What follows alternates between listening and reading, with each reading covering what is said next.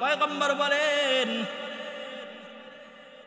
আনা আকসারুল আম্বিয়া ইত্তাবাআন, কিয়ামতের ময়দানে যত নবীগণ উঠবেন, কিয়ামতের ময়দানে যত নবীদের উম্মত উঠবেন, সব নবীর চাইতে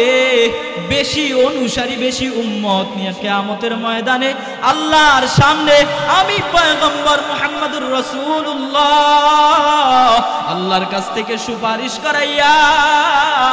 এই বড় বাহিনী নিয়ে জান্নাতে চলে যাব। পয়গম্বর বলেন ওয়া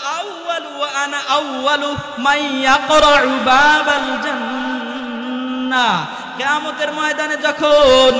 আমার উম্মতদেরকে নিয়ে আমি জান্নাতের দিকে অগ্রগামী হব, যাইতে থাকবো, জান্নাতের দিকে যাত্রা শুরু করে দিব, সর্বপ্রথম জান্নাতের দরওয়াজায় যেই ব্যক্তি কড়া নাড়বে তিনি আর দুনিয়ার কোনো মানুষ না, আমি মুহাম্মাদুর রাসূলুল্লাহ সাল্লাল্লাহু আলাইহি ওয়াসাল্লাম।